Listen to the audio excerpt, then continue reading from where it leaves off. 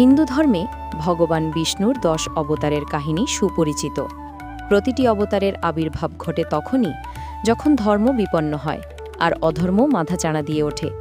এই অবতারগুলির মধ্যে তৃতীয় অবতার হলেন বরাহ অবতার। এই অবতারে ভগবান বিষ্ণু মহাবলশালী বরাহ বা বন্য শূকরের রূপ নিয়ে হিরণ্যাক্ষ নামক অসুরকে বধ করেন এবং নিমজ্জিত পৃথিবীকে সমুদ্র থেকে উদ্ধার করেন। আজ আমরা শুনব সেই মহাকাব্যিক কাহিনী। সত্যযুগের শুরুতে দিতির গর্ভে জন্ম নেন 2 ভ্রাতা, হিরণ্যকশিপু ও হিরণ্যাক্ষ।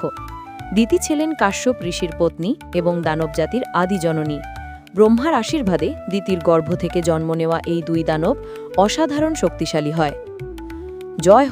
জয় হোক হিরণ্যাক্ষ, তিনি আমাদের মধ্যে সবচেয়ে পরাক্রমশালী। হে অসুরগণ, শুনো, দেবতারা সব সময় আমাদের দমন করেছে, আমাদের শক্তি কেড়ে নিয়েছে, কিন্তু আর নয়। আমি আমার অসীম শক্তি দিয়ে দেবতাদের হারাবো। আমি 3 লোকের অধিপতি হব। হিরণ্যাক্ষের শরীর ছিল বজ্রের মতো কঠিন, তার বাহুবল ছিল অপ্রতিরোধ্য। তিনি তপস্যা করে ব্রহ্মার কাছ থেকে আশীর্বাদ পান, দেবতা, মানুষ বা অন্য কোনো প্রাণী তাকে মারতে পারবে না। এই আশীর্বাদে হিরণ্যাক্ষ আরও উদ্ধত হয়ে ওঠে। অজীয় শক্তির গর্বে হিরণ্যাক্ষ দেবতাদের স্বর্গ থেকে উৎখাত করল। ইন্দ্র ও অন্যান্য দেবতা তার ভয়ে পালিয়ে বেড়াতে লাগলেন। ভ্রাতৃগণ, হিরণ্যাক্ষের শক্তি সীমাহীন, আমরা তাকে রুখতে পারছি না। হ্যাঁ, সে শুধু শক্তিশালীই নয়, ব্রহ্মার বরপ্রাপ্ত। আমাদের অস্ত্র তার গায়ে লাগে না। দেবতারা নিরুপায় হয়ে ভগবান বিষ্ণুর শরণাপন্ন হলেন। দেবতারা একসাথে, হে নারায়ণ, তুমি আমাদের রক্ষাকর্তা, দয়া করে আমাদের উদ্ধার করো। হিরণ্যাক্ষ শুধু দেবতাদেরই পরাজিত করেনি, সে পৃথিবীকেও সমুদ্রের তলায় ডুবিয়ে দিল। পৃথিবী তখন ভূদেবী নামে দেবী রূপে ছিলেন। হিরণ্যাক্ষ নিজের অহংকারে তাকে কূর্ম সমুদ্রের গভীরে নিক্ষেপ করল।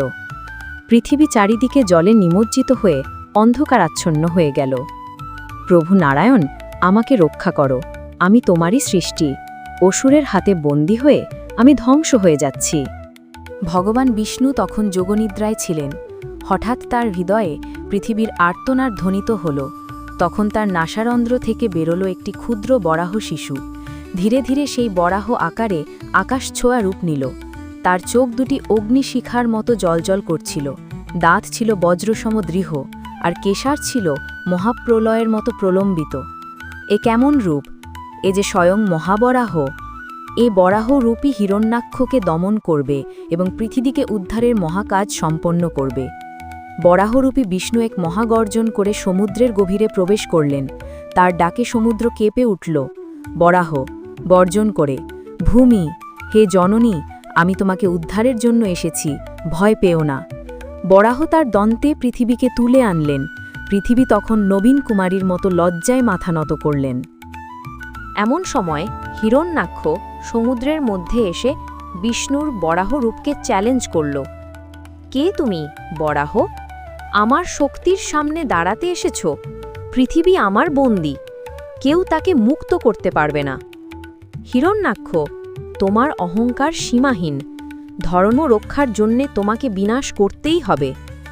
দুজনের মধ্যে শুরু হলো মহাসংঘর্ষ। আকাশ কেঁপে উঠল, সমুদ্র ফেটে গেল। দেবতা ও ঋষিরা আতঙ্কে কাঁপতে লাগলেন। দীর্ঘক্ষণ যুদ্ধ চলল। হিরণ্যাক্ষ তার গদা দিয়ে বরাহকে আঘাত করল, কিন্তু বিষ্ণুর শরীরে তা লাগল না। বরাহ তখন নিজের দাঁত দিয়ে অসুরকে আঘাত করলেন। আহা, অসম্ভব! আমাকে কেউ হারাতে পারবে না। অধর্মের জয় কোনোদিন স্থায়ী হয় না। এখন তোমার শেষ সময় উপস্থিত। এক প্রচণ্ড আঘাতে বরাহ হিরণ্যাক্ষকে বধ করলেন। অসুর মাটিতে লুটিয়ে পড়ল। দেবতারা উল্লাসধ্বনি তুললেন। বরাহরূপী বিষ্ণু তার দাঁতে পৃথিবীকে স্থাপন করে পুনরায় মহাশূন্যে তুলে আনলেন। তিনি পৃথিবীকে সঠিক স্থানে স্থাপন করলেন। হে নারায়ণ, তোমার কৃপায় আমি আবার প্রতিষ্ঠিত হলাম। তোমার অনুগ্রহ চিরকাল মনে রাখব। দেবতারা, জয় বরাহদেব, জয় নারায়ণ। বরাহ অবতার আমাদের শেখায়, ধর্ম চিরকাল অটল, অধর্ম যতই শক্তিশালী হোক না কেন তার বিনাশ অনিবার্য।